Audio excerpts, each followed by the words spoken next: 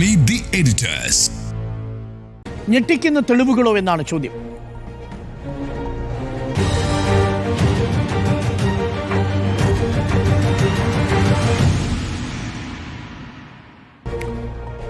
സ്മൃതി, ഇപ്പോൾ ഇന്ന് പുറത്തുവിട്ടിരിക്കുന്നത് ആദ്യമായിട്ടല്ല രാഹുൽ ഗാന്ധി തെരഞ്ഞെടുപ്പ് കമ്മീഷനെ സംശയമുനയിൽ നിർത്തുന്നത്.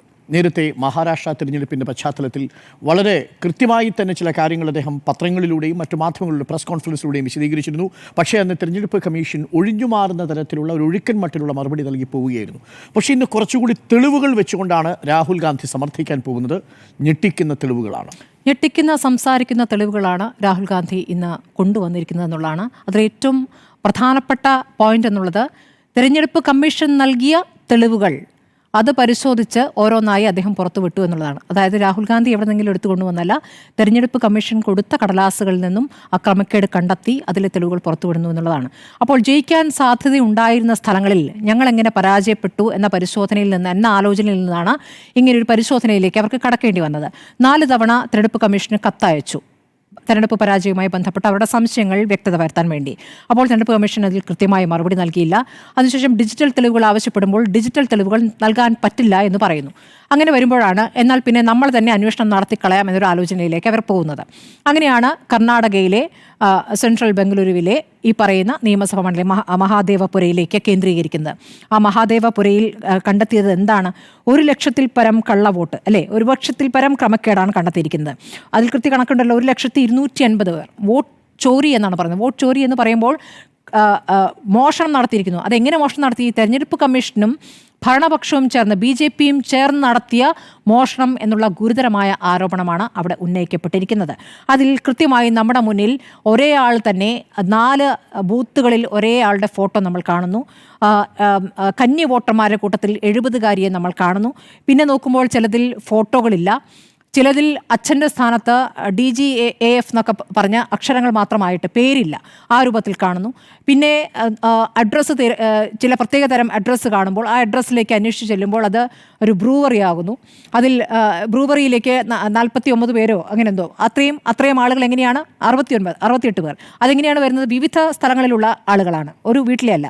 അങ്ങനെ വരുന്നു. പിന്നെ ഒരു മുറി വീട്ടിൽ പല വീടുകളിൽ നിന്നുള്ള ആളുകൾ ചേർന്നിട്ടുള്ള അഡ്രസ്സ് വരുന്നു. ഇങ്ങനെ വിവിധ തരം, ഇതൊക്കെ ആ വീടുകളിൽ പോയി കൂടിയാണ് അവർ പരിശോധിക്കേണ്ടി വന്നത്. അപ്പോൾ ഈ പറയുന്ന കടലാസുകളൊക്കെ തെരഞ്ഞെടുപ്പ് കമ്മീഷൻ കൊടുക്കുമ്പോൾ ആ കടലാസുകൾ എന്ന് പറയുന്ന അടുക്കി വെച്ച ചിത്രമടക്കമുണ്ട് രാഹുൽ പുറത്തുവിട്ട വാർത്താക്കുറിപ്പിൽ.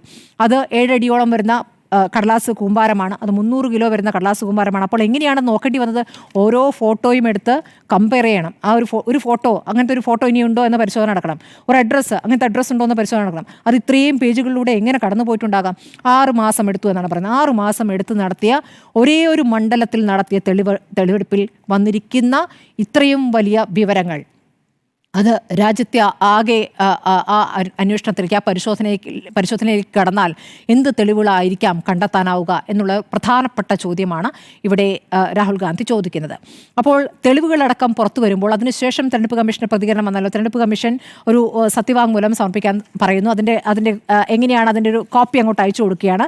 നിങ്ങൾ എന്തൊക്കെ വിവരങ്ങളാണ് നിങ്ങൾക്ക് കിട്ടിയത്, ആ വിവരങ്ങൾ ഇങ്ങോട്ട് തരൂ എന്നാണ് പറയുന്നത്. അത് പരിശോധിക്കാമെന്നാണ് പറയുന്നത്. അതായത് പറഞ്ഞ കാര്യങ്ങൾ കളവാണെന്നോ അത് തെറ്റാണോ എന്ന് തെരഞ്ഞെടുപ്പ് കമ്മീഷൻ പറഞ്ഞിട്ടില്ല എന്നുള്ള ഏറ്റവും പ്രധാനപ്പെട്ട കാര്യമാണ്. അപ്പോൾ ഒന്നും നിഷേധിച്ചിട്ടില്ല. ഒന്നും നിഷേധിക്കാൻ തെരഞ്ഞെടുപ്പ് കമ്മീഷന് കഴിയില്ല. അവിടെയാണ് ഇതിൽ ഈ ക്രമക്കേടുകളുമായി ബന്ധപ്പെട്ട് നമുക്കറിയാം, ഓരോ സ്ഥലങ്ങളിലും കോൺഗ്രസിന് ജയിക്കാൻ സാധ്യതയുണ്ട് എന്ന് നേരത്തെ അവർ തന്നെ പരിശോധിച്ച് അവർക്ക് സാധ്യതയുള്ള മണ്ഡലങ്ങൾ അവർ കണ്ടെത്തിയിരുന്നു. ഇപ്പോൾ ഹരിയാനയുടെ കാര്യം പറയുകയാണെങ്കിൽ ഹരിയാനയിൽ വലിയ കർഷക സമരം നടന്നതാണ്. ആ കർഷക സമരം നടന്നയിടത്ത് എങ്ങനെ BJP ജയിച്ചു നമ്മൾ തന്നെ ആ സമയത്തൊക്കെ ചർച്ച ചെയ്തിട്ടുള്ളതാണ്. അവിടെ തെരഞ്ഞെടുപ്പ് റാലികളിൽ മോദിക്ക് വലിയ സ്വീകാര്യത ഉണ്ടായിരുന്നില്ല, ആളുകൾ ഒഴുകിയെത്താത്ത സാഹചര്യമൊക്കെ നമ്മൾ കണ്ടാണ്. പക്ഷേ അവിടെയും ജയിക്കുന്നു.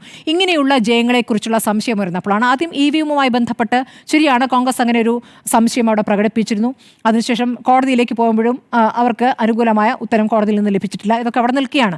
പക്ഷേ ജനാധിപത്യത്തെ പൂർണ്ണമായും ഇല്ലാതാക്കുന്ന തരത്തിൽ ഈ ക്രമക്കേട് നടത്തി. ഈ ക്രമക്കേട് എന്ന് പറഞ്ഞാൽ ഒരു 25 മണ്ഡലങ്ങളിൽ ഇതേ രീതിയിലുള്ള ക്രമക്കേട് നടത്തിയിട്ടാണോ മോദി ഇവിടെ പ്രധാനമന്ത്രിയായത് എന്ന പ്രധാനപ്പെട്ട ഒരു ചോദ്യം കൂടി അദ്ദേഹം ചോദിക്കുന്നുണ്ട്. അപ്പോൾ ആ പരിശോധനയിലേക്ക് തെരഞ്ഞെടുപ്പ് കമ്മീഷൻ കടക്കുമോ എന്നുള്ളൊരു ചോദ്യമുണ്ട്. തെരഞ്ഞെടുപ്പ് കമ്മീഷൻ അങ്ങനെ ഒരു സുതാര്യമായ കാര്യത്തിലേക്ക് കടക്കുമോ? എന്തുകൊണ്ടാണ് ഡിജിറ്റൽ തെളിവുകൾ തരാത്തത്? ഡിജിറ്റൽ തെളിവുകൾ എന്തിനാണ് ഇങ്ങനെ രഹസ്യമാക്കി വെക്കുന്നതെന്ന് ചോദ്യമുള്ളത്. അത് യഥാർത്ഥത്തിൽ ഇത് പ്രതിപക്ഷത്തിന് മാത്രം ചോദിക്കുമ്പോൾ കൊടുക്കേണ്ടതല്ല. ഇപ്പോൾ നമ്മൾ ഓരോരുത്തരും നമ്മൾ ആവശ്യപ്പെടുകയാണെങ്കിലും നമ്മൾക്കതിന് തെളിവുകൾ തരണം.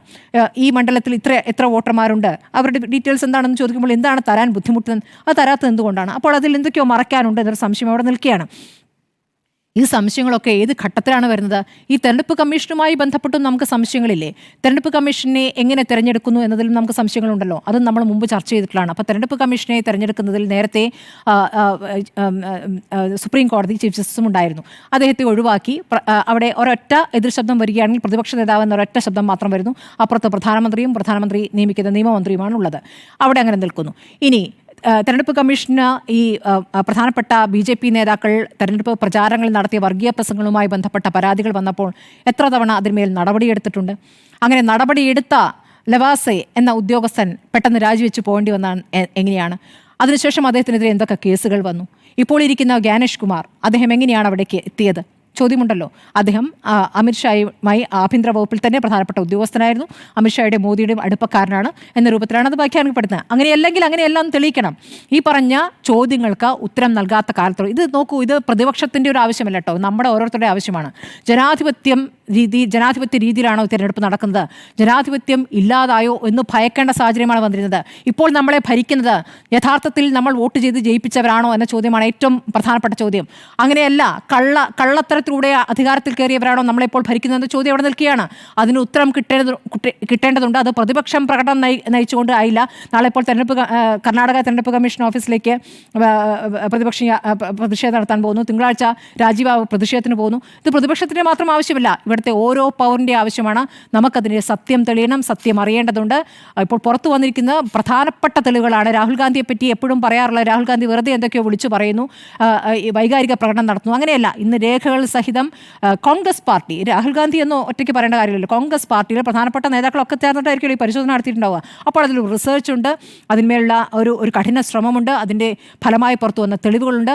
അതിന് കൃത്യമായ മറുപടി കിട്ടിയേ തീരൂ. അതല്ലാതെ ഈ പറയുന്ന പോലെ രാഹുൽ ഗാന്ധിയുടെ ഫ്രസ്ട്രേഷനാണ് എന്ന മറുപടി പര്യാപ്തമാകില്ല. ആ മറുപടി കിട്ടിയേ തീരൂ.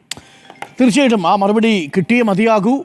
അറിയേണ്ടത് ഇതിനോട് എങ്ങനെ ഇലക്ഷൻ കമ്മീഷൻ ഗൗരവത്തോടുകൂടി പ്രതികരിക്കുമോ എന്നുള്ളതാണ്. ഫാക്ട് ചെക്ക് എന്ന് മാത്രമാണ് ഇലക്ഷൻ കമ്മീഷൻ ഇപ്പോൾ പറഞ്ഞിരിക്കുന്നത്. ഫാക്ട് ചെക്കിൽ പറഞ്ഞിരിക്കുന്ന കാര്യങ്ങൾ ഒരു പരാതിയും കോൺഗ്രസിൻ്റെ പരാജയപ്പെട്ട MP-മാരിൽ നിന്നോ MLA-മാരിൽ നിന്നോ കിട്ടിയിട്ടില്ല തുടങ്ങിയ മറുപടികളാണ് ഇലക്ഷൻ കമ്മീഷൻ്റെ ഭാഗത്തുനിന്ന് ഉണ്ടായിരിക്കുന്നത്.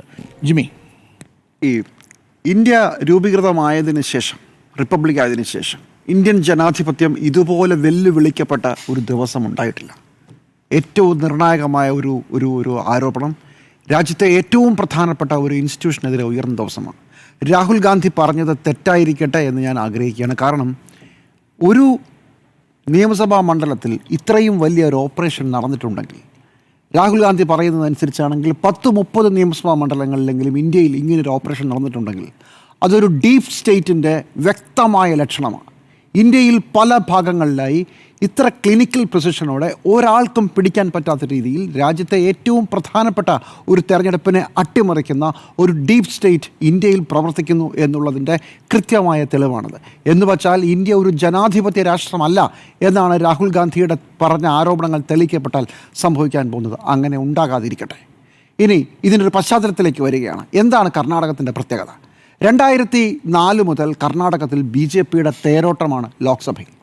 വളരെ വലിയ ഭൂരിപക്ഷമാണ് എപ്പോഴും ലോക്സഭയിൽ ഉണ്ടായിക്കൊണ്ടിരിക്കുന്നത്. 2019 തെരഞ്ഞെടുപ്പിൽ കോൺഗ്രസ് വെറും ഒരു സീറ്റിലേക്ക് ഒതുങ്ങുകയാണ്, 25-1. അവിടെ നിന്ന് ജനതാദൾ നാമാവശേഷമാവുകയും അവർക്ക് ശക്തി ക്ഷയിക്കുന്നതോടുകൂടിയാണ് കോൺഗ്രസ് തിരിച്ചു വരുന്നത്. ഈ തെരഞ്ഞെടുപ്പിലാകുമ്പോഴേക്കും BJP 17-ഉം കോൺഗ്രസ് 9-ഉമാകുന്നു. പക്ഷേ കോൺഗ്രസ് പ്രതീക്ഷിച്ചത് അതിന് തൊട്ടു മുമ്പത്തെ നിയമസഭാ തെരഞ്ഞെടുപ്പ് പോലെ ഞങ്ങൾ അടിച്ചു കയറും എന്ന് പറഞ്ഞാൽ ജനതാദൾ JDUവിൻ്റെ സീറ്റുകൾ സ്പ്ലിറ്റായി പോയതിൻ്റെ ശക്തി ക്ഷയിച്ചതിൻ്റെ പശ്ചാത്തലത്തിൽ ഞങ്ങൾ കയറുമെന്നാണ്. ആ പശ്ചാത്തലത്തിലാണ് ബാംഗ്ലൂർ സെൻട്രൽ സീറ്റിനെക്കുറിച്ച് വളരെ മുമ്പേ തന്നെ ആരോപണങ്ങളുണ്ട്, അതിൻ്റെ ചർച്ചകൾ വരുന്നത്. എന്താണ് അതിൻ്റെ പ്രത്യേകത? 8 നിയമസഭാ മണ്ഡലങ്ങൾ ഇതിനകത്തുണ്ട്. 4-4 ആണ് എല്ലാ ലോക്സഭാ തെരഞ്ഞെടുപ്പിലും BJPയുടെയും കോൺഗ്രസിൻ്റെയും ലീഡുകൾ. 4 കോൺഗ്രസ് ലീഡ് ചെയ്യും, 4 BJP ലീഡ് ചെയ്യും. എന്നിട്ട് അവസാനം BJP തന്നെ ജയിക്കുകയും ചെയ്യും. പക്ഷേ ഇത്തവണ ഉണ്ടായ ഏറ്റവും പ്രധാനപ്പെട്ട കാര്യം BJP ലീഡ് ചെയ്യുന്ന ഇപ്പോൾ ചാമരാജ്പേട്ട, ഗാന്ധിനഗർ, ശാന്തിനഗർ, ശിവാജി നഗർ മുതലായ കോൺഗ്രസ് ലീഡ് ചെയ്യുന്ന ചാമരാജ് നഗർ, ശാന്തിനഗർ, ശിവാജി നഗർ, സർവജ്ഞ നഗർ എന്നീ സ്ഥലങ്ങളിൽ കോൺഗ്രസിൻ്റെ ലീഡ് കൂടുകയാണ്. BJP ലീഡ് ചെയ്യുന്ന 4 മണ്ഡലങ്ങളിൽ അതിൽ 3 BJPയുടെ ലീഡ് കുറയുകയാണ്. ഇത് അവിടുത്തെ ഒരു പ്രത്യേകതയായി ഇത്തവണ എല്ലാവരും കണ്ടതാണ്. അത് ഇവിടെ മാത്രമല്ല, കർണാടകത്തിൽ അങ്ങോളം ഇങ്ങോളം നിങ്ങൾ ഈ ട്രെൻഡ് കണ്ടു. ഒരൊറ്റ നിയമസഭാ മണ്ഡലത്തിൽ മാത്രം നിങ്ങൾ ഈ ട്രെൻഡ് കണ്ടില്ല. അതാണ് മഹാദേവപുര. കഴിഞ്ഞ തവണ 72,000 വോട്ടിൻ്റെ ലീഡുണ്ടായിരുന്നു BJPക്ക്. അവർക്ക് ആ ലോക്സഭാ മണ്ഡലത്തിലെ ബാംഗ്ലൂർ സെൻട്രലിലെ ഏറ്റവും ലീഡുള്ള സ്ഥലമാണെങ്കിൽ പോലും 72 എന്നുള്ളത് 1,14,000 കൂടുന്നു. ബാക്കി ഈ ലോക്സഭാ മണ്ഡലത്തിലെ ബാക്കി എല്ലാ BJP ലീഡ് ചെയ്യുന്ന സ്ഥലങ്ങളിൽ വോട്ട് കുറയുന്നു. കോൺഗ്രസ് ലീഡ് ചെയ്യുന്ന നിയമസഭാ മണ്ഡലങ്ങളിൽ അവരുടെ വോട്ട് ഇരട്ടിയാകുന്നു. ഇവിടെ മാത്രം എന്തുകൊണ്ട് സംഭവിക്കുന്നു എന്നുള്ളത് അന്നേ എല്ലാവരും ചോദിച്ചതാണ്. സത്യത്തിൽ മാധ്യമങ്ങൾ ലജ്ജിക്കണം. കാരണം ഒരു 2-3 മാസമായി, 4-5 മാസമായി തെരഞ്ഞെടുപ്പിന് ശേഷം ഇത് വളരെ സജീവമായി വന്നതാണ്. നമുക്കൊക്കെ അന്വേഷിക്കാവുന്ന കുറച്ച് കടലാസുകളിലെങ്കിലും 1-2 ബൂത്തുകളിലെങ്കിലും പോയി അന്വേഷിക്കാമായിരുന്ന തെളിവുകളാണ്. കാരണം 1,00,000-ലധികം വോട്ടുകൾ തിരിഞ്ഞുപോയി എന്നുള്ളതാണ് ഇപ്പോൾ കോൺഗ്രസ് പാർട്ടിയുടെ നേതാക്കൾ, പ്രതിപക്ഷ നേതാവ് ഉന്നയിക്കുന്ന ആരോപണം. ഇന്ത്യയിലെ മാധ്യമങ്ങൾ ലജ്ജിക്കണം. കാരണം ഇങ്ങനെ ഒരു കണക്കിൻ്റെ ഒരു 7 അയലത്തുകൂടെ പോകാൻ പോലും പറ്റിയില്ല. രാഹുൽ ഗാന്ധി പറഞ്ഞതിനകത്ത് തെളിവുകൾ മുഴുവനില്ല. കാരണം അദ്ദേഹം പറഞ്ഞത് വളരെ വലിയ സംഖ്യയാണ്. 40,000 ഇല്ലാത്ത ഫോട്ടോകൾ, 17,000-ലധികം ആളുകളുടെ കള്ള അഡ്രസ്സുകൾ, പേരുകൾ വ്യാജം, 40,000-ന് മുകളിൽ ആളുകൾ പുതിയ വോട്ടർമാരെന്ന് പറയുന്നത് പക്ഷേ 70 വയസ്സുള്ളവരാണ്. ഇതൊക്കെ 1-2 പേരുടെ തെളിവുകൾ വെച്ചിട്ടാണ് രാഹുൽ ഗാന്ധി ഇന്ന് പറഞ്ഞത്. ഇതിൻ്റെ മുകളിലുണ്ട് എന്നാണ് അദ്ദേഹം പറയുന്നത്. വിസ്താര ഭയത്താൽ ഇന്ന് മാധ്യമങ്ങൾക്ക് മുമ്പിൽ അദ്ദേഹം അത് പറഞ്ഞില്ല. ഒരു പ്രധാനപ്പെട്ട കക്ഷിയുടെ പേര് അദ്ദേഹം എടുത്തു പറഞ്ഞു.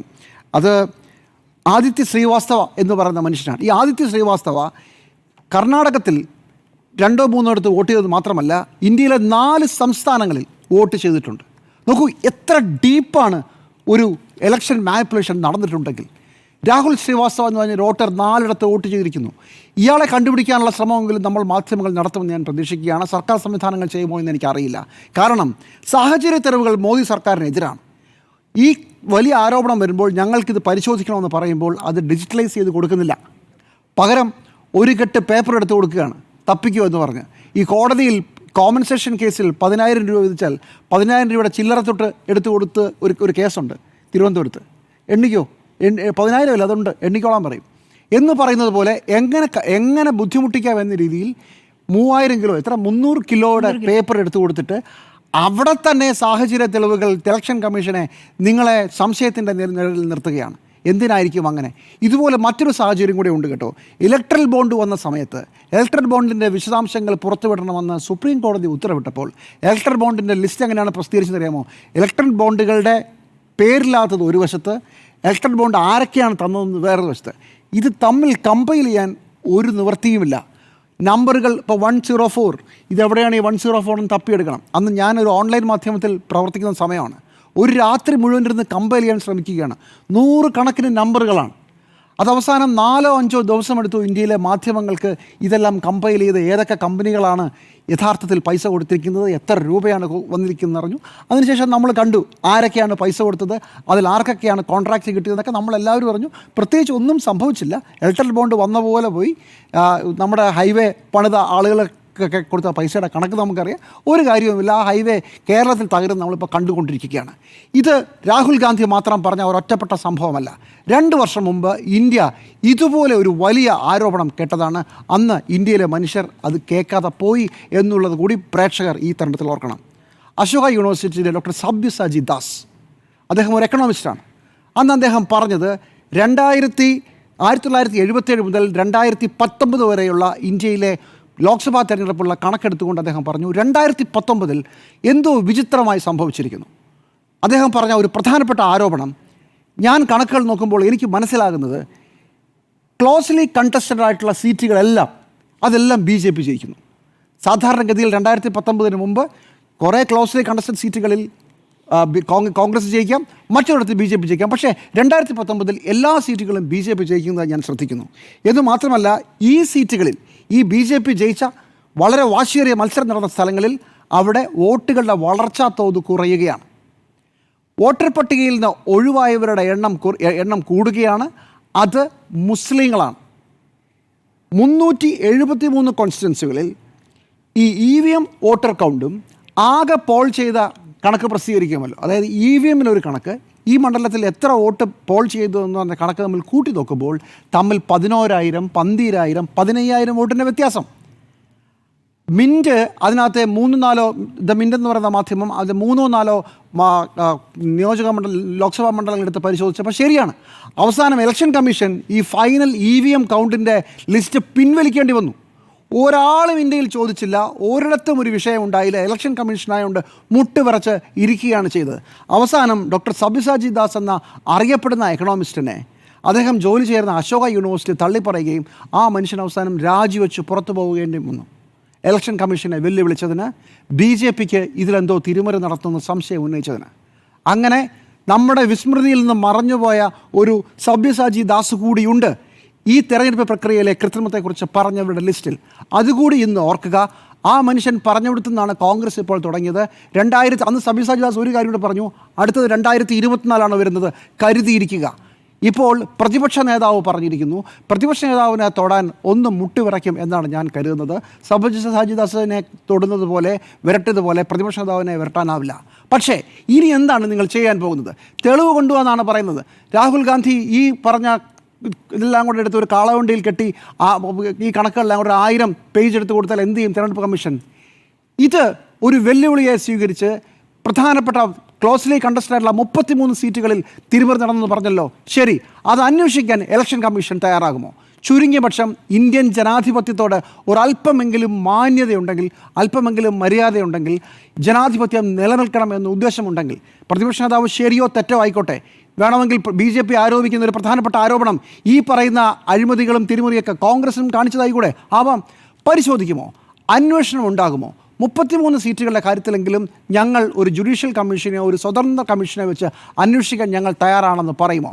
അതാണ് അറിയേണ്ടത്. അതുവരെ രാജ്യത്തെ പരമോന്നതമായ കോൺസ്റ്റിറ്റ്യൂഷണൽ ഇൻസ്റ്റിറ്റ്യൂഷൻ തെരഞ്ഞെടുപ്പ് കമ്മീഷൻ സംശയത്തിൻ്റെ നിഴലിലാണ്.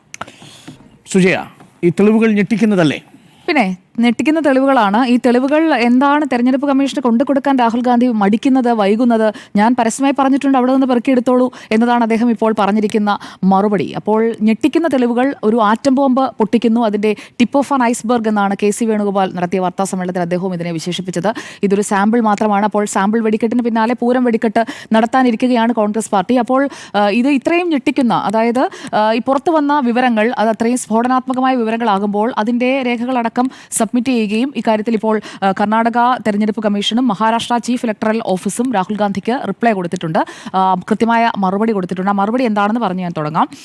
ഇതിൽ രാഹുൽ ഗാന്ധിയോട് പറഞ്ഞിരിക്കുന്നത്, you are kindly requested to sign and return the enclosed declaration or oath under rule 20/3B of the registration of electors rules 1960 along with the name of such electors so that necessary proceedings can be initiated. ഇത് Karnataka chief electoral officer കൊടുത്ത മറുപടിയാണ്. ഇതിനാണ് രാഹുൽ ഗാന്ധി പറഞ്ഞത്, എൻ്റെ തെളിവുകളൊക്കെ ഞാൻ വാർത്താസമ്മേളനം നടത്തി പറഞ്ഞിട്ടുണ്ട്, അതുപോലെ തന്നെ എനിക്ക് പറയാനുള്ള കാര്യങ്ങൾ ഞാൻ വാർത്താ സമ്മേളനത്തിൽ പറഞ്ഞിട്ടുണ്ട്, അതെൻ്റെ ഓത്തായിട്ട് എടുക്കണം. അങ്ങനെയല്ല പ്രതിപക്ഷ നേതാവേ എന്നതാണ് അദ്ദേഹത്തിനോടുള്ള മറുപടി. കാരണം രാജ്യത്ത് നിലനിൽക്കുന്ന ഒരു നിയമ വ്യവസ്ഥയുണ്ട്, നീതിന്യായ വ്യവസ്ഥയുണ്ട്, ഹൈക്കോടതിയാണ് സമീപിക്കേണ്ടത്. അങ്ങനെ ഓരോ കാര്യങ്ങൾക്ക് കൃത്യമായിട്ടുള്ള പ്രൊസീജിയറുണ്ട്. ആ പ്രൊസീജിയറലായിട്ടുള്ള ഒരു കാര്യങ്ങൾ ഞാൻ ചെയ്യില്ല, ഞാൻ വാർത്താ സമ്മേളനം നടത്തും, അവിടെ വന്ന് നിങ്ങൾ വേണമെങ്കിൽ അത് തെളിവായിട്ട് അങ്ങ് എടുത്തോളൂ എന്ന മട്ടിലുള്ള ഒരു പ്രതികരണമാണ് രാഹുൽ ഗാന്ധി നടത്തിയിരിക്കുന്നത്. ആ രീതിയിൽ പോവുകയാണ് എന്നുണ്ടെങ്കിൽ 2024 നടന്ന 2024 ഫലം വന്ന തെരഞ്ഞെടുപ്പാണ്. ആ ഫലം വന്നതിന് ശേഷം കൃത്യം ഒരു വർഷത്തിന് ശേഷമാണ് ഈ ഐസ്ബർഗ് അല്ലെങ്കിൽ ടിപ്പ് ഓഫ് ആൻ ഐസ്ബർഗ് അല്ലെങ്കിൽ atom bomb, what ever it is, അതിപ്പോൾ പുറത്തുവിടുന്നത്. ഒരു വർഷത്തിനിപ്പുറമാണ്. അപ്പോൾ ഈ പരാതികൾ നൽകുന്നതിനുള്ള വിൻഡോ പീരീഡ് അടക്കമുണ്ട്. ആ വിൻഡോ പീരീഡ് അടക്കം കടന്നിരിക്കുന്നു അല്ലെങ്കിൽ കഴിഞ്ഞിരിക്കുന്നു എന്ന് രാഹുൽ ഗാന്ധിയെ കൃത്യമായി അറിയാം. അപ്പോൾ ഈ വിവരങ്ങളെല്ലാം ഞാൻ പഠിക്കുകയായിരുന്നു. ഇത്രയും വർഷമെടുത്ത് ഞാൻ പഠിച്ച് ഞങ്ങൾ 35-40 പേരിരുന്ന് 7 അടി ഉയരത്തിലുള്ള ഒരു കടലാസ് കെട്ട് മുഴുവൻ ഞങ്ങൾ പരിശോധിച്ചു. ആ പരിശോധിച്ച കടലാസ് കെട്ടുകൾ അദ്ദേഹത്തിൻ്റെ വാർത്താ സമ്മേളനത്തിൽ കൃത്യമായി തന്നെ പറയുന്നുണ്ട്. എങ്ങനെയാണ് ഈ ആന്റി ഇൻകംബൻസിക്ക് ഒരു മാജിക്കൽ ഇമ്മ്യൂൺ കിട്ടിയത്, അതേക്കുറിച്ചൊക്കെയാണ് ചോദിച്ചുകൊണ്ട് രാഹുൽ ഗാന്ധി ഇരിക്കുന്നത്. അപ്പോൾ കൃത്യമായ തെളിവുകളാണ് എന്ന് അദ്ദേഹത്തിന് ബോധ്യമുണ്ട്, പാർട്ടിക്ക് ബോധ്യമുണ്ട് എങ്കിൽ ഞാൻ അദ്ദേഹത്തെ വിശ്വാസത്തിലെടുത്തുകൊണ്ടാണ് കേട്ടോ പറയുന്നത്. അതുകൊണ്ട് ഈ കൃത്യമായി എന്താണോ തെരഞ്ഞെടുപ്പ് കമ്മീഷന്റെ electors rule, registration of electors rules അത് ലംഘിക്കപ്പെട്ടു എന്നുള്ളതിന്റെ എവിഡൻസ് ആണല്ലോ അദ്ദേഹം ഇന്ന് പുറത്തുവിട്ടത്. ആ രേഖകൾ കൃത്യമായി അദ്ദേഹത്തിന് സബ്മിറ്റ് ചെയ്യാം. ആ സബ്മിറ്റ് ചെയ്യാതെ ഇരിക്കുന്നത് എന്തുകൊണ്ടാണ് കർണാടകയിൽ. ഇനി അടുത്തത് Maharashtra electoral office, chief electoral ഓഫീസും പറഞ്ഞിരിക്കുന്നത് ഇങ്ങനെ തന്നെയാണ്. A signed declaration and oath under rule 23B of the registration. ഇത് തന്നെയാണ്. രണ്ടിടത്താണ്, 2 സംസ്ഥാനങ്ങളിലാണ്. അപ്പോൾ 2 ഇടങ്ങളിലെയും തെരഞ്ഞെടുപ്പ് കമ്മീഷൻ കൃത്യമായി ഇതിൽ റിപ്ലൈ കൊടുത്തിരിക്കുകയാണ്. നിങ്ങൾ ആ തെളിവുകൾ തരൂ എന്നാവശ്യപ്പെട്ടിരിക്കുകയാണ്. പക്ഷേ തെളിവ് കൊടുക്കാൻ രാഹുൽ ഗാന്ധി തയ്യാറല്ല. അല്ലെങ്കിൽ വാർത്താ സമ്മേളനത്തിൽ പറഞ്ഞ കാര്യങ്ങൾ അത് വാർത്തയായാൽ മതി അദ്ദേഹത്തിന്. അല്ലാതെ ഇക്കാര്യത്തിൽ ഒരു നടപടിയാകാനായിട്ടൊന്നും വലിയ താല്പര്യമൊന്നും രാഹുൽ ഗാന്ധിക്ക് ഇല്ല എന്ന് വേണം മനസ്സിലാക്കാൻ. നടപടിയാകണം എന്നുണ്ടെങ്കിൽ കൃത്യമായി തെളിവുകൾ കൊടുക്കണം. ഈ ഓരോ തവണയും ഈ വാർത്താ സമ്മേളനം നടത്തുമ്പോൾ ഇങ്ങനെ ഓരോ വെടിപൊട്ടിക്കുമ്പോൾ അപ്പോഴൊക്കെ തെരഞ്ഞെടുപ്പ് കമ്മീഷൻ പ്രതികരിച്ചിട്ടുണ്ട്. നിങ്ങൾ പരാതിയായി അല്ലെങ്കിൽ നിങ്ങൾ അതിലൊരു ഡിക്ലറേഷനായി നൽകൂ എന്ന് പറയുന്നുണ്ട്. കാരണം ഇവിടെ രാഹുൽ ഗാന്ധി ഉന്നയിച്ചിരിക്കുന്ന ആരോപണം ഇലക്ഷൻസ് കൊറിയോഗ്രാഫ് ചെയ്തു, അല്ലെങ്കിൽ ഇലക്ഷൻസിൽ നിങ്ങൾ മാനിപ്പുലേഷൻ നടത്തി എന്നുള്ളതാണ്. അപ്പോൾ അതൊരു ക്രിമിനൽ ഫ്രോഡായിട്ടാണ് നമ്മൾ അതിനെ കാണേണ്ടത്. അപ്പോൾ അത്രയും വലിയ ഒരു ക്രിമിനൽ ഫ്രോഡ് നമ്മുടെ രാജ്യത്ത് നടന്നുവെങ്കിൽ, നേരത്തെ ഇവരൊക്കെ സൂചിപ്പിച്ചതുപോലെ അങ്ങനെ ഒരു ക്രിമിനൽ ഫ്രോഡ് നടന്നെങ്കിൽ അതിൽ നിന്ന് നരേന്ദ്രമോദിക്കെന്നോ അമിത്ഷായ്ക്കെന്നോ ഒരു ഇമ്മ്യൂണിറ്റിയും ഈ രാജ്യം കൊടുക്കില്ല. അപ്പോൾ അങ്ങനെ ചെയ്തിട്ടുണ്ടെങ്കിൽ അത് പ്രൂവ് ചെയ്യപ്പെടണം. ചെയ്തിട്ടുണ്ട് എന്നുണ്ടെങ്കിൽ അവർ ശിക്ഷിക്കപ്പെടുകയും വേണം. പക്ഷേ ഇവിടെ വാർത്താ സമ്മേളനം നടത്തത്തേ ഉള്ളൂ, ഞാൻ രേഖയൊന്നും കൈമാറില്ല എന്ന് പറയുന്നത് ഈ കവലച്ചട്ടമ്പിമാരൊക്കെ നിന്ന് വെല്ലുവിളിക്കുന്നത് പോലെയാണ്. അപ്പോൾ കവലച്ചട്ടമ്പിമാരെ പോലെയുള്ള ഒരു വെല്ലുവിളിയല്ല കോൺഗ്രസ് പാർട്ടിയും സമാരാധ്യനായ ലോക്സഭാ പ്രതിപക്ഷ നേതാവും നടത്തേണ്ട കാര്യം. ഇവിടെ ഞാൻ അതിനോട് വിയോജിക്കുന്നു കേട്ടോ. വിയോജിപ്പ് താങ്കളുടെ ഊഴത്തിൽ പറയാം. താങ്കളുടെ ഊഴത്തിൽ പറയാം. ശരി, താങ്കൾ വിയോജിച്ചോളൂ. ഞാൻ എന്റെ ടേക്കിലാണ് പറഞ്ഞത്. ഓക്കെ. അപ്പോൾ അദ്ദേഹം വെല്ലുവിളിച്ചത് ആ രീതിയിലാണ്. വാർത്താ സമ്മേളനത്തിൽ അദ്ദേഹം വെല്ലുവിളിച്ചത് ആ രീതിയിൽ തന്നെയാണ്. അപ്പോൾ ആ വെല്ലുവിളി നടത്തിയ രാഹുൽ ഗാന്ധി തെളിവുകൾ കൈമാറാൻ തയ്യാറല്ല എന്ന് തുടർ പ്രതികരണത്തിൽ പറയുകയാണ്. എന്തുകൊണ്ട് തെളിവുകൾ കൈമാറുന്നില്ല? അതൊരു ചോദ്യമാണ്. അത് രാജ്യം പ്രതിപക്ഷ നേതാവിനോട് ചോദിക്കുന്ന ചോദ്യമാണ്. നമുക്ക് ആരെക്കുറിച്ചും ആരോപണം ഉന്നയിക്കാം, ആരെക്കുറിച്ച് നമുക്ക് വാർത്താ സമ്മേളനം നടത്താം. പക്ഷേ അതിന്റെ നിയമവ്യവസ്ഥയുമായി ചേർന്നുകൊണ്ട്, ആ നീതിന്യായ വ്യവസ്ഥയിൽ വിശ്വസിക്കുന്നുണ്ടോ അതുമായി ചേർന്നുകൊണ്ട്, തെരഞ്ഞെടുപ്പ് കമ്മീഷന് എതിരായ ആരോപണമാണ്, പക്ഷേ അവർ നിങ്ങൾ കൃത്യമായി പറഞ്ഞോളൂ, നമുക്ക് അതിൽ അന്വേഷണം നടത്താം, അതിൽ പരിശോധിക്കാം എന്ന് പറയുമ്പോൾ പരിശോധന പറ്റില്ല. ഞങ്ങൾ പരിശോധിച്ചു എന്നതിനപ്പുറം കൃത്യമായി ആ ബോഡിക്കെതിരെ ഉയർന്ന ആരോപണമാണ്. ആ ബോഡിയെ ഉൾപ്പെടുത്തിക്കൊണ്ട് അല്ലെങ്കിൽ ആ ബോഡിക്കെതിരെ പരാതിയുമായി മുന്നോട്ട് പോകാൻ തയ്യാറാകണം. അല്ലാതെ വാർത്താ സമ്മേളനത്തിൽ തെളിവുകൾ പുറത്തുവിടുക എന്നത് മാത്രമാണ്. രാഹുൽ ഗാന്ധിയുടെ തന്നെ വാക്കുകൾ കോട്ട് ചെയ്യുകയാണെങ്കിൽ, മഹാരാഷ്ട്ര തെരഞ്ഞെടുപ്പിന് മുൻപ് ഞങ്ങൾക്കൊരു റീസൺ, കൃത്യമായ ഞങ്ങൾ കൃത്യമായിട്ടൊരു ലോജിക്കൽ റീസണിംഗിൽ അല്ലെങ്കിൽ ലോജിക്കലായിട്ടുള്ളൊരു കൺക്ലൂഷനിലേക്ക് എത്താൻ ഞങ്ങൾക്ക് സാധിക്കുന്നുണ്ടായിരുന്നില്ല എന്നതാണ് രാഹുൽ ഗാന്ധി ആ വാർത്താ സമ്മേളനത്തിൽ പറഞ്ഞത്. 5 മാസം കൊണ്ട് 5 വർഷത്തിൽ ചേർക്കുന്നതിൽ കൂടുതൽ വോട്ട് ചേർത്തു. അതൊക്കെ കൃത്യമായ തെളിവുകളോടുകൂടി പരാതിയായി മുന്നോട്ട് പോകേണ്ടതാണ്, അന്വേഷിക്കപ്പെടേണ്ട കാര്യമാണ്. ഇക്കാര്യത്തിൽ ഞാൻ രാഹുൽ ഗാന്ധിയുടെ കൂടെ നിന്ന് തന്നെയാണ് സംസാരിക്കുന്നത്. പക്ഷേ ഇത്രയും തെളിവുകൾ, ഞെട്ടിക്കുന്ന തെളിവുകൾ പുറത്തുവിടുമ്പോൾ അത് കൃത്യമായി അന്വേഷിക്കപ്പെടുന്ന രീതിയിലേക്ക് അതിനെ കൊണ്ടുപോവുക കൂടി വേണം. അല്ലാതെ പറഞ്ഞവിടെ ഉപേക്ഷിച്ച് പോവുകയല്ല വേണ്ടത്. കാരണം ബീഹാർ തെരഞ്ഞെടുപ്പിൽ 65 ലക്ഷം വോട്ടുകൾ വോട്ടർ പട്ടികയിൽ നിന്ന് ഡിലീറ്റ് ചെയ്തതുമായി ബന്ധപ്പെട്ട് തന്നെയാണ് ഇപ്പോൾ ഈ ആറ്റം ബോംബും ഐസ്ബർഗും ഒക്കെ വന്നിരിക്കുന്നത് എന്നുള്ളത് ക്ലിയറായി നമുക്ക് മനസ്സിലാക്കാൻ കഴിയുന്ന കാര്യമാണ്. 1 കോടി പുതിയ വോട്ടർമാരെയൊക്കെ ചേർത്തുകൊണ്ട് ലോക്സഭാ തെരഞ്ഞെടുപ്പിൽ മഹാരാഷ്ട്രയിലായിട്ട് തിരിച്ചടിയിൽ നിന്ന് നിയമസഭാ തെരഞ്ഞെടുപ്പ് ആകുമ്പോഴേക്കും 3/2 ഭൂരിപക്ഷത്തിലേക്ക് BJP എത്തിയെങ്കിൽ അതൊരു കൃത്രിമത്തിലൂടെയാണെന്നുണ്ടെങ്കിൽ അത് തെളിയിക്കപ്പെടണമെന്നേ, അത് കൃത്യമായി അന്വേഷിക്കപ്പെടണം. അത് അന്വേഷിക്കുന്നതിലേക്ക് ഈ ആരോപണം ഉന്നയിച്ചയാൾ അതുമായി അന്വേഷണവുമായി സഹകരിക്കാൻ തയ്യാറാകണം. അല്ലാതെ ഞാൻ ആരോപണം ഉന്നയിക്കും, എന്റെ ആരോപണം ഇവിടെ കിടക്കും, അത് നിങ്ങൾ വേണമെങ്കിൽ നിങ്ങൾ അടുത്ത് അന്വേഷിച്ചോളൂ എന്ന് പറയുന്ന ഒരു സ്റ്റാൻഡാണ് രാഹുൽ ഗാന്ധി എടുക്കുന്നത്. അതിനോട് ഞാൻ ഒട്ടും യോജിക്കുന്നില്ല. ഇവിടെ കോൺഗ്രസ് പറഞ്ഞ ചില കാര്യങ്ങൾ കൂടിയുണ്ട്. കോൺഗ്രസ് ഈ മെഷീൻ റീഡബിൾ വോട്ടർ ലിസ്റ്റ് വേണമെന്ന് പറയുന്നു, അത് തെരഞ്ഞെടുപ്പ് കമ്മീഷൻ കൊടുക്കുന്നില്ല. അതൊക്കെ രാഹുൽ ഗാന്ധിയുടെ ഭാഗത്ത് എല്ലാ ജനങ്ങളൊക്കെ കൂടെ നിൽക്കുന്ന കാര്യങ്ങൾ തന്നെയാണ്. പക്ഷേ അദ്ദേഹം ഈ അന്വേഷണവുമായി അല്ലെങ്കിൽ കൃത്യമായി എന്താ അത് ജനങ്ങൾ യോജിക്കുന്നുണ്ടെന്നല്ലേ പറഞ്ഞത്. അത് എന്തുകൊണ്ട് കൊടുത്തില്ല? ആ കാര്യങ്ങൾ അന്വേഷിക്കപ്പെടണം. അത് അന്വേഷിക്കപ്പെടേണ്ട കാര്യങ്ങളാണ്. ഞാൻ രാഹുൽ ഗാന്ധിയുടെ ഭാഗത്ത് തന്നെയാണ് പറയുന്നത്. അല്ലാതെ എന്താ കൊടുക്കാതിരുന്നത് വെച്ചാൽ ഞാൻ കൊടുക്കാതിരുന്നത് പോലെ താങ്കൾ ഉദ്ദേശിക്കുന്ന പരാതി എടുത്ത് കൊടുത്താൽ അങ്ങനെ മതിയോ? ലോകത്തിലെ ആരെങ്കിലും, കേരളത്തിലെ ഇന്ത്യയിൽ ആരെങ്കിലും ഒക്കെ പരാതി കൊടുത്തെന്ന് വരും. അങ്ങനെയാണെങ്കിൽ അന്വേഷിക്കുക തെരഞ്ഞെടുപ്പ് കമ്മീഷൻ അതിന് മറുപടി പറയണം. രാഹുൽ ഗാന്ധി പറയണം, ജിമ്മി ജെയിംസിന് കൊടുക്കാം, താങ്കൾക്ക് കൊടുക്കാം. പക്ഷേ 2024 തെരഞ്ഞെടുപ്പിൽ 1 വർഷത്തിനിപ്പുറം ബീഹാർ തെരഞ്ഞെടുപ്പ് വരുന്നതിന് തൊട്ട് മുൻപാണ് നിങ്ങൾ ഈ നടത്തുന്നത് എന്നുള്ളത് അവിടെ നിൽക്കുകയാണ്. പറയട്ടെ 6 മാസം എടുത്തു, 30-40 പേർ ശ്രമിച്ചു എന്നൊക്കെയാണ് അദ്ദേഹം പറയുന്നത്. അതൊക്കെ ഞാനും ആ വാർത്താ സമ്മേളനത്തിന്റെ കണ്ടന്റ് എന്താണെന്ന് മനസ്സിലാക്കിയിട്ട് തന്നെയാണ് ഈ ചർച്ചയിൽ ഇരിക്കുന്നത്, താങ്കളെ പോലെ തന്നെ. അപ്പോൾ ഇവിടെ കർണാടകയിൽ കോൺഗ്രസിന്റെ വിഷമം എന്താണ്? ഹിമാചലിൽ ജയിക്കുമ്പോൾ കോൺഗ്രസിന് സാധാരണഗതിയിൽ EVM-നെ ആയിരുന്നു കുറ്റം പറഞ്ഞുകൊണ്ടിരുന്നത്. EVM ഈ വോട്ടെല്ലാം വിഴുങ്ങി, അതുകൊണ്ട് ഞങ്ങൾ തോറ്റു എന്നതായിരുന്നു. അത് സുപ്രീം കോടതിയിൽ പോയി തോറ്റുപോയതോടെ ആ ആ വാദം അങ്ങെടുത്ത് അട്ടത്ത് വെച്ചു. ഇപ്പോൾ തെരഞ്ഞെടുപ്പ് കമ്മീഷൻ നേരിട്ട് കള്ളവോട്ട് ചെയ്യിക്കുന്നു, വോട്ടർ പട്ടിക കൃത്യമായി ഉണ്ടാക്കുന്നു, അല്ലെങ്കിൽ കൂടുതൽ വോട്ടർമാരെ ചേർക്കുന്നു എന്ന് പറഞ്ഞുകൊണ്ടാണ്. അതായത് ജയിക്കുന്ന ഇടത്തൊന്നും ഈ പ്രശ്നവുമില്ല, ഈ ജയിക്കുന്ന ഇടത്തൊന്നും ഇതൊന്നും പരിശോധിക്കുകയും വേണ്ട. തോറ്റ സ്ഥലത്ത് ഒരു വർഷത്തിനിപ്പുറം വന്നിട്ട് പറയുകയാണ് ഞങ്ങൾ 16 സീറ്റ് ജയിക്കുമെന്ന് ഞങ്ങളുടെ കണക്കുണ്ടായിരുന്നു. അങ്ങനെയാണെന്നുണ്ടെങ്കിൽ കേരളത്തിൽ ഭരിക്കുമെന്നായിരുന്നല്ലോ കണക്ക്. അങ്ങനെയുള്ള ഒരു കൃത്യമായിട്ടുള്ള ഈ ഇന്റേണൽ പോൾ എന്ന് പറയുന്നത് കേരളത്തിൽ 2021 നടത്തിയിരുന്നല്ലോ. എന്നിട്ട് ആരൊക്കെയാണ് മന്ത്രിസഭയിൽ വേണ്ടത് എന്നതടക്കം ഇരുന്ന് കണക്ക് കൂട്ടിയുണ്ടാക്കിയ നേതാക്കളും ഉണ്ടായിരുന്നല്ലോ. എന്നിട്ട് 2021 എന്ത് സംഭവിച്ചു? LDFന് തുടർ ഭരണം നല്ല അന്തസ്സായിട്ട് കിട്ടി. പിണറായി വിജയൻ തന്നെ വീണ്ടും മുഖ്യമന്ത്രിയായി. അതാണ് കേരളത്തിൽ സംഭവിച്ചത്.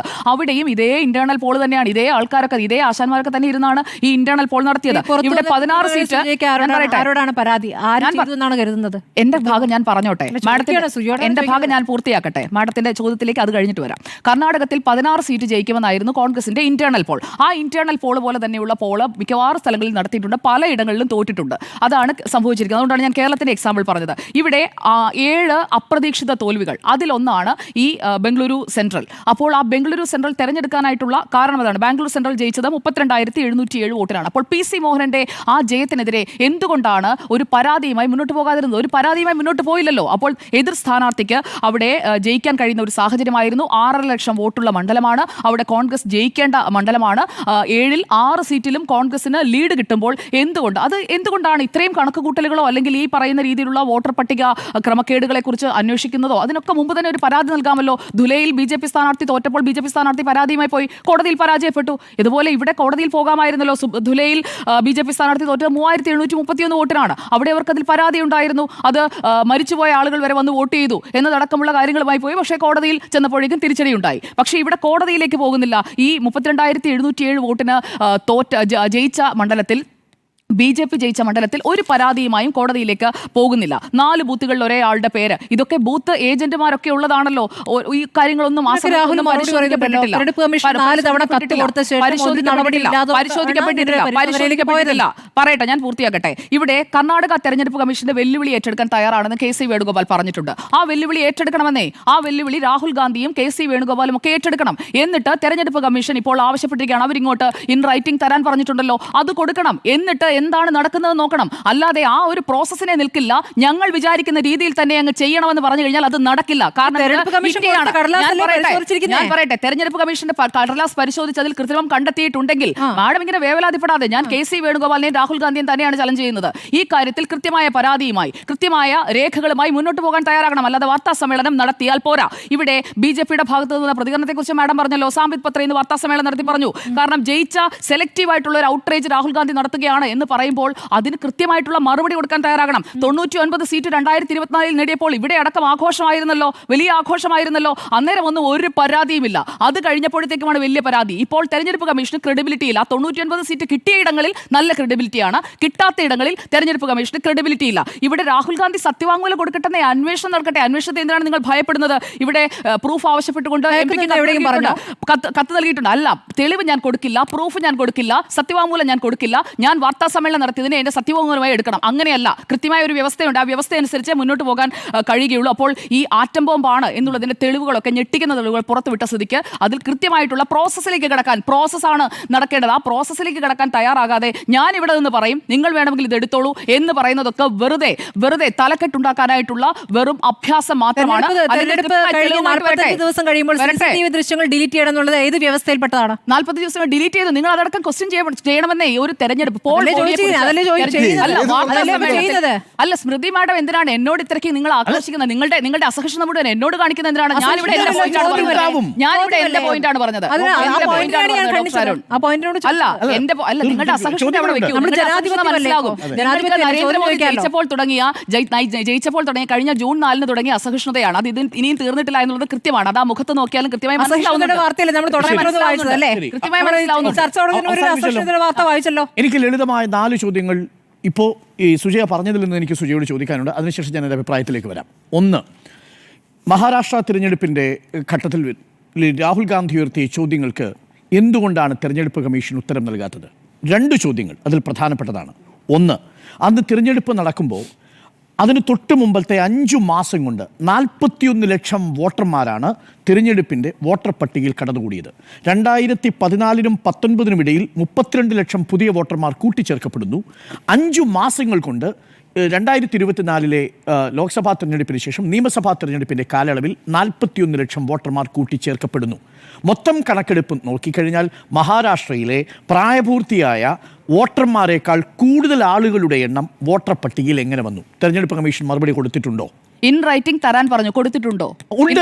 പലതവണ പ്രസ് കോൺഫറൻസിൽ അടക്കം അടക്കമല്ല ഡോക്ടർ, പ്രസ് കോൺഫറൻസ്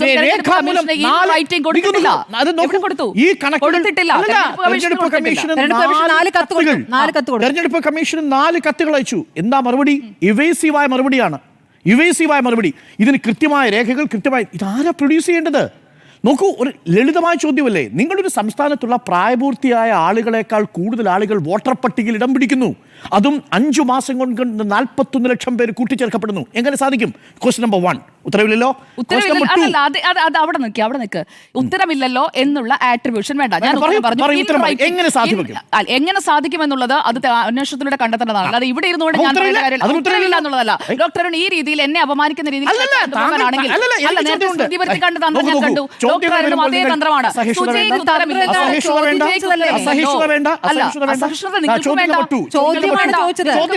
അങ്ങനെയാണെങ്കിൽ എന്നോട് ചോദ്യം നമ്പർ 2 ഞാൻ എന്റെ അഭിപ്രായം ഞാൻ രാഹുൽ ഗാന്ധിയുടെ ചോദ്യം അടിക്കാനായിട്ട് ഇങ്ങോട്ട് ചോദ്യം വേണ്ട. അസഹിഷ്ണുത വേണ്ട.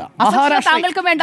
നരേന്ദ്രമോദി പ്രധാനമന്ത്രിയായപ്പോൾ രാഹുൽ ഗാന്ധി തെരഞ്ഞെടുപ്പ് കമ്മീഷന് പ്രധാനമന്ത്രിയാക്കാൻ നിങ്ങൾ വിചാരിച്ചാൽ പറ്റില്ലെന്നേ. 25 മണ്ഡലങ്ങളും കൂടി ഒരു നിമിഷം സുജയ, രണ്ടാമത്തെ ചോദ്യം. രാഹുൽ ഗാന്ധി ഇൻ റൈറ്റിംഗിൽ തെരഞ്ഞെടുപ്പ് കമ്മീഷനോട് ആവശ്യപ്പെട്ടതാണ് 12,000 വരുന്ന ബൂത്തുകളിൽ 85 മണ്ഡലങ്ങളിൽ മഹാരാഷ്ട്രയിൽ 5 മണിക്കു ശേഷം അസാധാരണമായ വിധത്തിൽ പോളിംഗ് ശതമാനം ഉയർന്നു കണ്ടു. 58% ഉണ്ടായിരുന്ന പോളിംഗ് 5 മണിക്ക് ശേഷമുള്ള വോട്ടിങ്ങിലൂടെ 66% ഉയർന്നു മഹാരാഷ്ട്രയിൽ. ആ 5 മണിക്ക് ശേഷമുള്ള CCTVയുടെ ഫുട്ടേജ് എവിടെ? ഇൻ റൈറ്റിംഗ് എഴുതി കൊടുത്തത് എന്താ? കൊടുത്ത മറുപടി എന്താ? തെരഞ്ഞെടുപ്പ് കമ്മീഷൻ പറഞ്ഞു നിലവിലുള്ള ചട്ടപ്രകാരം CCTVയുടെ കോപ്പികൾ കൊടുക്കാൻ കഴിയില്ല. ഹരിയാനയിൽ ഏതോ ഒരു കേസിന്റെ അടിസ്ഥാനത്തിൽ ചട്ടം മാറ്റി. ഇതറിയാനുള്ള അവകാശം പ്രതിപക്ഷ നേതാവിനില്ലേ? ഇന്ത്യയിലെ പ്രതിപക്ഷ നേതാവിനില്ലേ? ഇന്ത്യയിലെ പൗരനില്ലേ? തെരഞ്ഞെടുപ്പ് കമ്മീഷൻ തോറ്റു, അടുത്ത ബീഹാറിൽ തോൽക്കാൻ പോകുന്നു.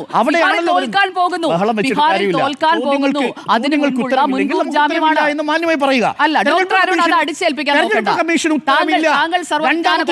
സ്ഥാപിക്കാനും നോക്കേണ്ടതില്ല. താങ്കൾ രാഹുൽ ഗാന്ധി ചോദ്യങ്ങൾ ഇല്ലാതാകുന്നില്ല. അപ്പൊ രാഹുൽ ഗാന്ധിക്ക് ചോദ്യം അല്ലാതെ കൊടുക്കാൻ കഴിയില്ല. ഒരു വ്യവസ്ഥയെ ബഹുമാനിക്കില്ല. കോടതിയിൽ പോയി എത്ര തവണയാണ് തോറ്റ് തിരിച്ചു വന്നത്? തെരഞ്ഞെടുപ്പ് കമ്മീഷനെ പോലെ സുജയം പെരുമാറരുത് പ്ലീസ്. നോക്കൂ, തെരഞ്ഞെടുപ്പ് കമ്മീഷൻ താങ്കൾ രാഹുൽ ഗാന്ധിയെ പോലെ പെരുമാറരുത്. ഞാൻ രാഹുൽ ഗാന്ധിയെ പോലെ പെരുമാറുന്നതിൽ ഞാൻ അഭിമാനിക്കുന്നു. I am proud of being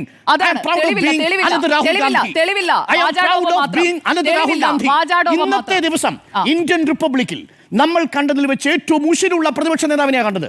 ഏറ്റവും ഉശിരുള്ള പ്രതിപക്ഷ നേതാവിനെ ഒരു മണ്ഡലത്തിൽ അഭിമാനത്തോടു കൂടി ഞാൻ പറയും. രാഹുൽ ഗാന്ധി ഇന്ന് ഉയർത്തിയ ചോദ്യങ്ങൾ ഒരു മാധ്യമ പ്രവർത്തകൻ എന്ന നിലയിൽ ഞാനും എൻ്റെ സഹപ്രവർത്തകരും പരാജയപ്പെട്ടു പോയിടത്ത് നിന്നാണ് രാഹുൽ ഗാന്ധി എന്ന പ്രതിപക്ഷ നേതാവ് ആ പാർട്ടിയിലൂടെ ഈ ചോദ്യങ്ങൾ ഉയർത്തിയത്. ചെറിയ ചോദ്യങ്ങളല്ല. ഞാൻ 2 ചോദ്യം ചോദിച്ചപ്പോൾ തന്നെ സുജയ അസ്വസ്ഥയായി. എനിക്ക് ഇനിയും ഉണ്ട് ചോദ്യങ്ങൾ. അതിന് ഈ കർണാടകയുമായി ബന്ധപ്പെട്ട ചോദ്യങ്ങളാണ്.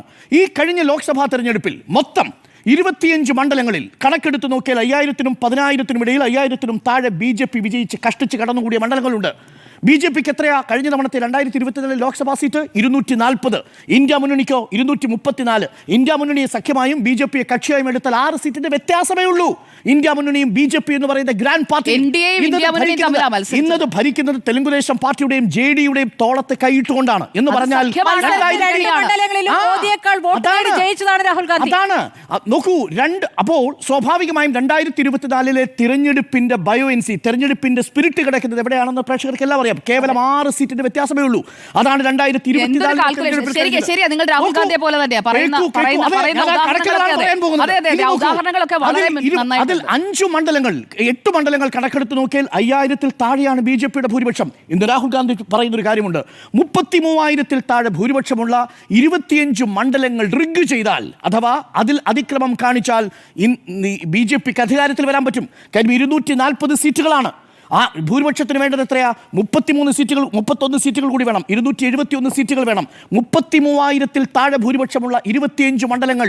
സംശയിക്കുന്നു അത് തെരഞ്ഞെടുപ്പിൽ കൃത്രിമം കാണിച്ചതാണോ? അതിൻ്റെ കേസ് സ്റ്റഡി ആയിട്ടാണ് കർണാടകയിലെ ബാംഗ്ലൂർ സെൻട്രൽ കോൺസ്റ്റിറ്റ്യുവൻസി എടുക്കുന്നത്. ബാംഗ്ലൂർ സെൻട്രൽ കോൺസ്റ്റിറ്റ്യുവൻസിയുടെ പ്രത്യേകത എന്താ? എൻ്റെ ഒരു ഒറ്റ ചോദ്യമേ ഉള്ളൂ, വളരെ ലോജിക്കലായ ചോദ്യമാണ്. നമുക്ക് മഹാദേവ്പുരയുടെ കോൺസ്റ്റിറ്റ്യുവൻസിയുടെ ചരിത്രം തന്നെ എടുക്കാം. മഹാദേവ്പുര കോൺസ്റ്റിറ്റ്യുവൻസിയിൽ 2018-ൽ നിയമസഭയിൽ 70,000 വോട്ടിൻ്റെ ഭൂരിപക്ഷം ഉണ്ടായിരുന്നു. അതൊരു BJP മണ്ഡലമാണ്, ഞാൻ സമ്മതിക്കുന്നു. ഇപ്പോൾ അവിടെ ജയിച്ചു കയറിയ മഞ്ജുള MLA, ആ മഞ്ജുള MLAയുടെ ഭൂരിപക്ഷം 44,000 വോട്ടിൻ്റെ ഭൂരിപക്ഷമാണ്. നോക്കൂ, 44,000 വോട്ടിൻ്റെ ഭൂരിപക്ഷമാണ് അവിടെ ഒരു MLAക്കുള്ളത്. ഇക്കഴിഞ്ഞ നിയമസഭാ തെരഞ്ഞെടുപ്പിൽ നേരത്തെ ജിമ്മി വിശദീകരിച്ചതുപോലെ 8 നിയമസഭാ തെരഞ്ഞെടുപ്പുകളിലും നമ്മൾ കണക്കെടുത്ത് നോക്കിയാൽ 5 ഇടങ്ങളിൽ വിജയിച്ചു നിൽക്കുന്നതാരാ? ഇന്ത്യൻ നാഷണൽ കോൺഗ്രസ് ആണ് എന്നത് കാണാം. ആ ഇന്ത്യൻ നാഷണൽ കോൺഗ്രസ് ബാക്കിയുള്ള എല്ലാ മണ്ഡലങ്ങളിലും കൂടി കണക്കെടുത്ത് നോക്കുമ്പോൾ 85,000 വോട്ടിന് ബാംഗ്ലൂർ സെൻട്രലിൽ വിജയിച്ചു നിൽക്കാൻ ലീഡ് ചെയ്ത് നിൽക്കുന്ന സമയത്താണ് മഹാദേവ്പുര എന്ന കോൺസ്റ്റിറ്റ്യുവൻസി എണ്ണുന്നത്. മഹാദേവ്പുര എന്ന കോൺസ്റ്റിറ്റ്യുവൻസിയിൽ അവിടുത്തെ MLAക്ക് കിട്ടിയ വോട്ട് എന്ന് പറയുന്നത്, ഇപ്പോഴുള്ള മഞ്ജുളയ്ക്ക് കിട്ടിയ വോട്ട് എന്ന് പറയുന്നത് 44,000 വോട്ടാണ്. 2018-ൽ 70 അല്ല 17,000 ആണ്, 17,000 വോട്ടാണ് കിട്ടിയത്. അപ്പോൾ പരമാവധി ആ മണ്ഡലത്തിൽ BJPക്ക് ഒരു MLAക്ക് കിട്ടിയ വോട്ട് 44,000 വോട്ട് 2023-ൽ കിട്ടിയ വോട്ടാണ്. 2018-ൽ കിട്ടിയതാവട്ടെ, അരവിന്ദന് കിട്ടിയതാവട്ടെ 17,000 വോട്ടാണ്. ാണ് 1 ലക്ഷം വോട്ടിന്റെ ലീഡ് ഒരു മണ്ഡലത്തിൽ ഉണ്ടാവുന്നു. അസ്വാഭാവികതയില്ലേ? അങ്ങനെയാണെങ്കിൽ ഞാൻ ഒറ്റ കാര്യം ചോദിച്ചോട്ടെ. ഒറ്റ കാര്യം, അതായത് ഇപ്പോൾ ഏറ്റവും ഒടുവിൽ കേരളത്തിൽ നടന്ന ഒരു ഉപതെരഞ്ഞെടുപ്പിന്റെ ഡാറ്റ നമുക്കൊന്ന് നോക്കാം. നിലമ്പൂർ ഉപതെരഞ്ഞെടുപ്പിൽ ആര്യാടൻ ഷൗക്കത്തിന് കിട്ടിയ ലീഡ് 11,000+ ആണല്ലോ. അവിടെ പ്രിയങ്ക ഗാന്ധിക്ക് അതിന് മുൻപ് നടന്ന ബൈ ഇലക്ഷനിൽ കിട്ടിയത് 95,000 വോട്ട്. അങ്ങനെയാണെങ്കിൽ അതും റിഗിംഗ് അല്ലേ? ആരാ ജയിച്ചത്? പ്രിയങ്ക ഗാന്ധി. പ്രിയങ്ക ഗാന്ധി എങ്ങനെയാണ് ജയിച്ചത്? പ്രിയങ്ക ഗാന്ധി എങ്ങനെയാണ് ജയിച്ചത്? നിലമ്പൂരിലെ UDF തന്നെയാണ് ജയിച്ചത്. അല്ല, ഞാൻ പറഞ്ഞു 11,000 95,000 വോട്ടിന്റെ ഭൂരിപക്ഷത്തിൽ UDFന്റെ സ്ഥാനാർത്ഥി അവിടെ വിജയിച്ചു. അവിടെ നോക്കൂ, അവിടെ PV അൻവർ കൂടി മത്സരിക്കുന്ന UDF സ്ഥാനാർത്ഥി നിലമ്പൂരിൽ വിജയിക്കുന്നു.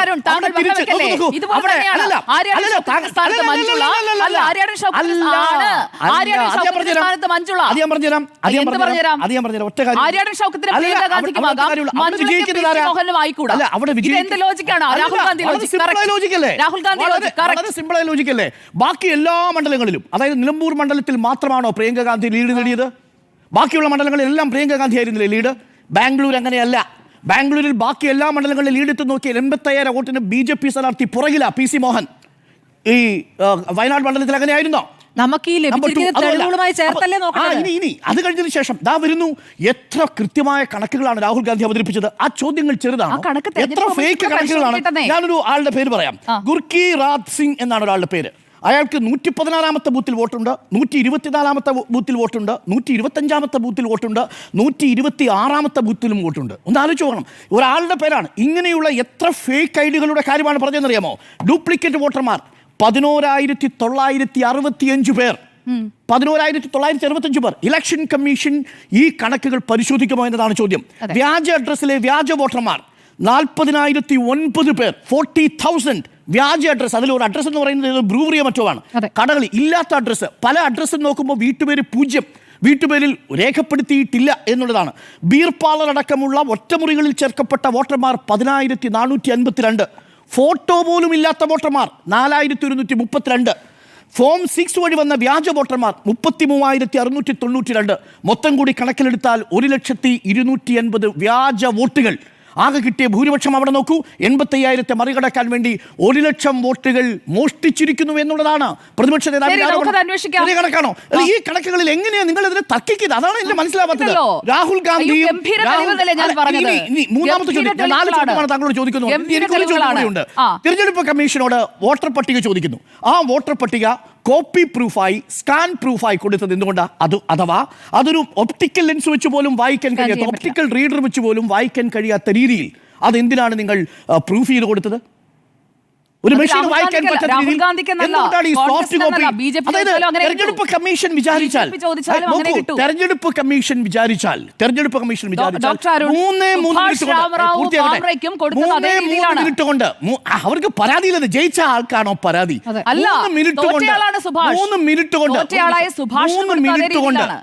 മിനിറ്റ് കൊണ്ട് തെരഞ്ഞെടുപ്പ് കമ്മീഷന് ഈ ഡാറ്റ മുഴുവൻ ക്രോസ് ചെയ്യാൻ പറ്റും. 3 മിനിറ്റ് കൊണ്ട് ഡിജിറ്റൽ ഒരു കാരണവശാലും വായിക്കരുത്.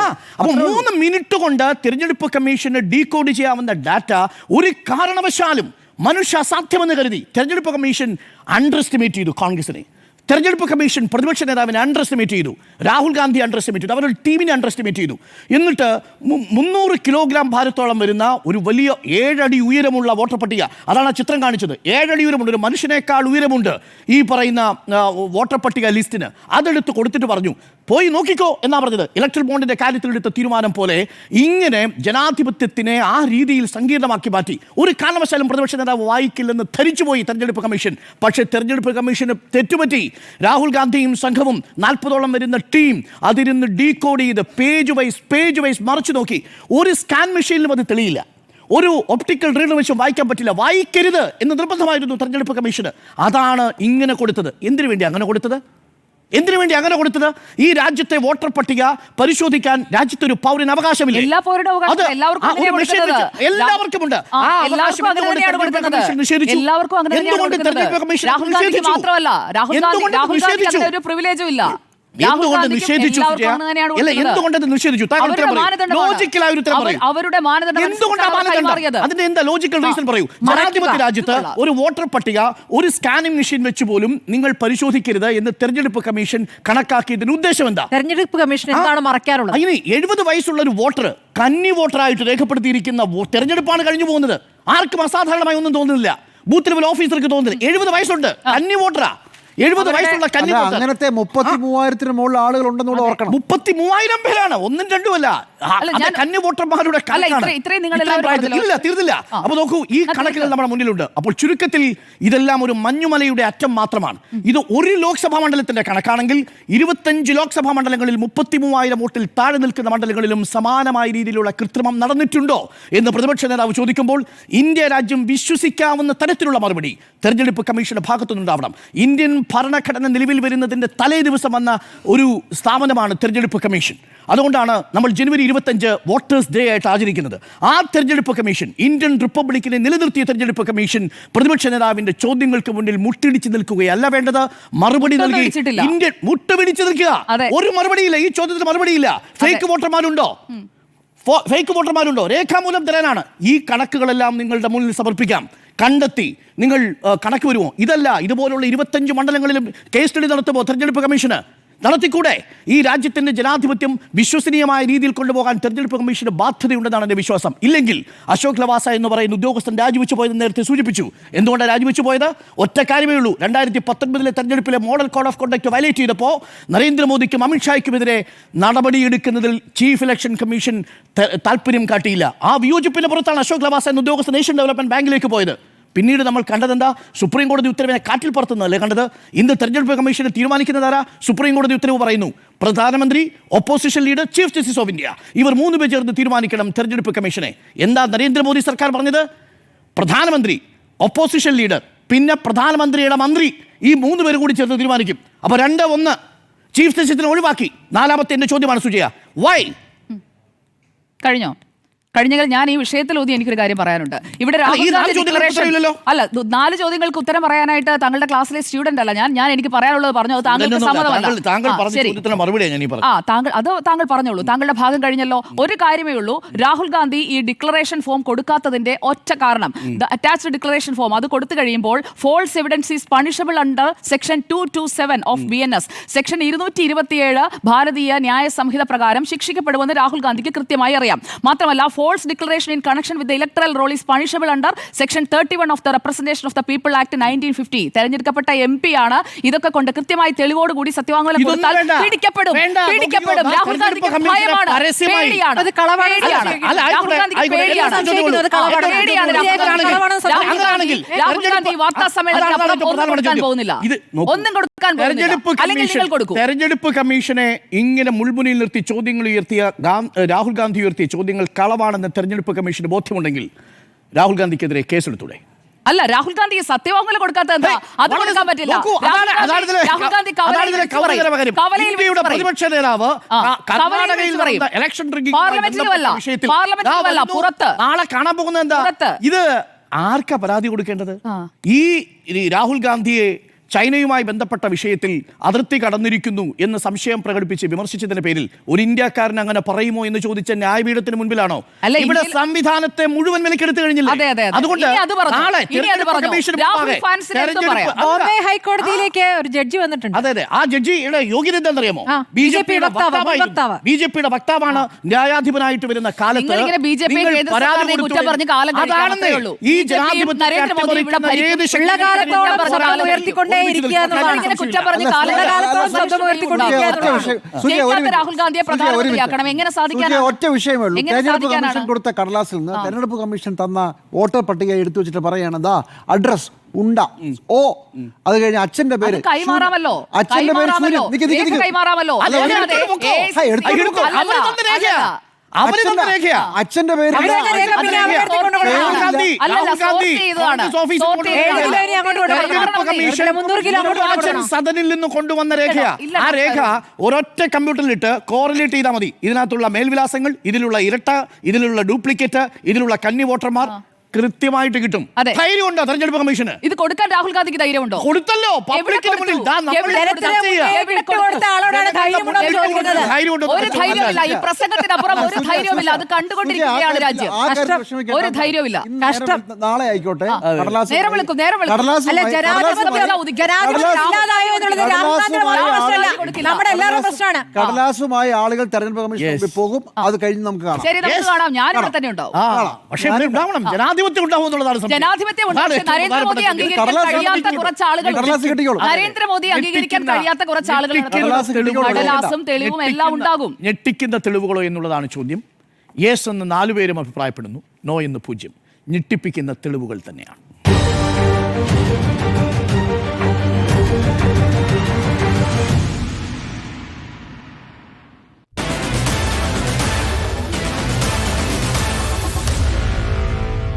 Meet the editors.